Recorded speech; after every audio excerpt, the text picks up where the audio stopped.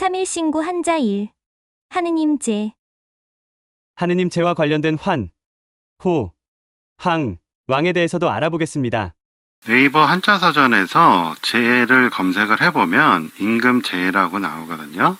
뜻을 보면 임금, 천자, 하느님, 오제의 약칭, 크다 이렇게 돼 있죠. 네이버 해설에는 상형 문자로서 하늘에 제사 지낼 때 제수를 올려놓는 제상의 모양을 본뜸이라고 했습니다. 중국 사전 사이트 중에 zidic.net이라는 데가 있어요. 여기서 제를 검색을 해봤습니다. 여기 자원자형이라는 게 나오는데 갑골문, 금문, 소전하고 나옵니다. 갑골문은 이렇게 생겼죠. 중국 고대의 신들 책 202쪽에 보면 갑골문을 파자를 해서 위에 있는 것이 1이고 가시자라고 해요. 갑골문의 밑부분에 있는 걸 가시자라고 합니다. 그래서 가시자를 다시 지직단넷에서 자원자형을 살펴보니까 갑골문과 금문이 이렇게 나와요. 아까 봤던 임금제와는 많이 다르죠. 갑골문하고 금문이 자세하게 나온 Chinese Etymology라는 데가 있어요. 주소는 internationalscientific.org고요. 이 분이 만드셨는데 여기서 가시나무 자를 검색해보면 이런 게 있어요. 그 갑골문이 엄청나게 많잖아요. 이런 우리가 찾는 비슷한 모양이 있습니다. 중국 고대의 신들에 나오는 대로는 이 임금 제자가 밑에는 가시나무라는 뜻이고 나무의 가시 끝부분, 윗부분, 윗상이라고 하거든요. 나무에서 가장 위에 있는 끝부분이라는 뜻이 되는 것이죠. 그게 임금제로 바뀐 거예요. 그러면 이게 도대체 나무의 꼭대기하고 임금하고 무슨 관계가 있느냐. 삼국유사, 황홍신화에 대해서 원문을 살펴보죠. 환웅이 천하에 자주 뜻을 둬 인간세상을 구하고자 하다. 이런 식으로 원본이 나오고요. 가운데 보니까 환웅이라고 있네요. 해석된 거를 살펴보니까 웅이 이거 환웅이죠. 삼천을 거리고 태백산 정산. 태백산은 삼위 태백산이라고도 하죠. 신단수 밑에 내려와 했어요. 제가 하느님 제자도 있었잖아요. 환웅이 하느님이니까 신단수, 나무로 내려온 거죠. 그래서 연결되는 게 이것밖에 없어요. 그러면 너무 황당하게 연결하는 거 아니냐 이렇게 생각할 수도 있어가지고 중국 기록에는 어떻게 나오는지 한번 살펴볼게요. 로사라는 역사서가 있어요. 여기 권십에 보면 황홍씨에 대해서 제가 검색을 했거든요. 복희, 호의는 이제 복희를 다르게 말하는 것이고 역호 천황이다. 천황이라는 건 곧 하느님이라는 얘기잖아요. 그리고 인간의 제왕이다. 제라고 써있죠. 그리고 황홍씨다라고 써있어요. 이 황홍씨의 황이 환하고 연결이 되는 것인데 환웅과 연결이 된다면 이 제라는 글자가 왜 나무의 끝과 연결이 되는지 설명이 될 수 있는 것이겠죠. 그럼 복희가 환웅, 황웅과 무슨 관계가 있느냐 그것을 이제 또 살펴보는데 회남자 시티군에서 보면 동방지극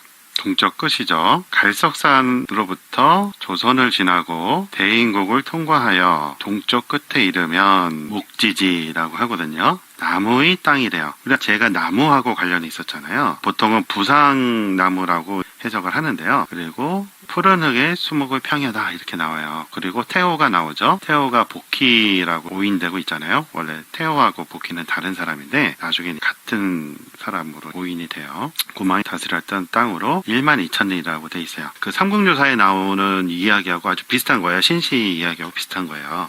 나무도 나오고 위치도 하얼빈 쪽이거든요. 갈석산 지나고 조선 지나고 대인국 통과해서 동쪽에 이른 땅 거기가 만주를 가르쳐요. 중국 대륙이 아니고 한자는 굿셀환이라고 네이버 사전에 나와 있고요. 또 편말이라는 뜻이 있어요. 옛날에 편말은 전부 다 나무로 만들었잖아요. 그러니까 자의 나무하고 또 연관이 되는 거예요. 이거를 파자를 해보면 나무목이 있고 요거는 하늘이고 요거는 땅으로 보이고 요거는 해니까 밝은 거잖아요. 하늘에서 땅에 있는 나무로 내려온 밝은 분이라는 해석을 할 수가 있어요. 이런 거를 파자법이라고 하는데 그럼 우리가 환웅, 환인 이런 말을 언제부터 썼느냐 지직단넷에 들어가서 환자를 보니까 갑골문 금문이 없어요. 소전부터 나오거든요. 그러니까 환웅이라는 건 옛날부터 썼던 말이 아니고 그전에는 다른 걸 썼었겠죠. 그래서 황자를 자원자형을 보니까 금문에는 있네요. 그리고 다른 사이트에서 보니까 이렇게 많이 있어요. 근데 갑골문에는 없대요. 회남자에서 본 목지지 그리고 로사에서 본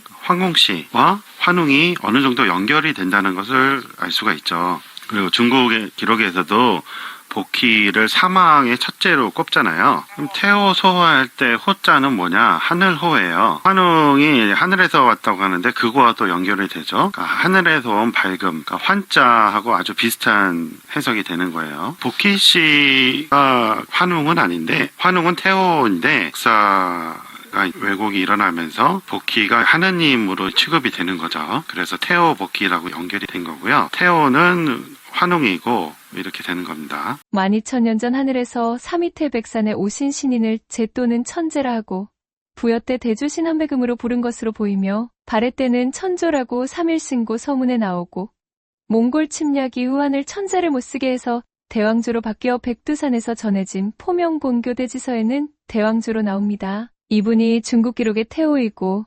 삼국유사에서는 환웅으로 바꿔 하느님의 의미를 삭제했습니다.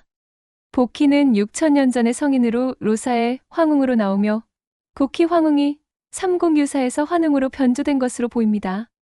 이제 왕에 대해서 살펴볼게요. 독단이라는 책이 있어요. 왕이 나오죠. 경기라는 거는 서울이 있고 경기도가 있잖아요. 왕이 직접적으로 다스릴 수 있는 땅. 옛날에는 봉건제라고 해가지고 땅을 나눴잖아요. 나눈 땅 말고 왕이 직접 통치할 수 있는 땅이 있어요. 그거를 경기라고 하는 것이. 그래서 왕은 천하를 가지고 있다. 이거는 제후들까지 다 포함해서 말을 하는 거죠. 그래서 왕이라고 한다. 이런 얘기예요. 여기 보면 천자가 이적 지소칭이라고 돼 있어요. 이는 동의를 말하고 적은 북적을 말하거든요. 부는 천이고 아버지는 하늘이고 모는 지다. 어머니는 땅이다. 그래서 천자라고 한다. 우리가 알기로 중국의 황제들이 천자라고 하는 걸로 알고 있는데 중국 기록인 독단에는 그게 아니고 원래는 동의와 북적에서 쓰던 용어다라고 밝히고 있는 거예요. 광개토 대왕비, 호태왕비라고 하죠. 거기에 나오는 천재지자 와 연결이 되는 것이죠. 우리가 전통적으로 천자라고 썼다 이런 말이 되는 거예요. 이렇게 해서 제,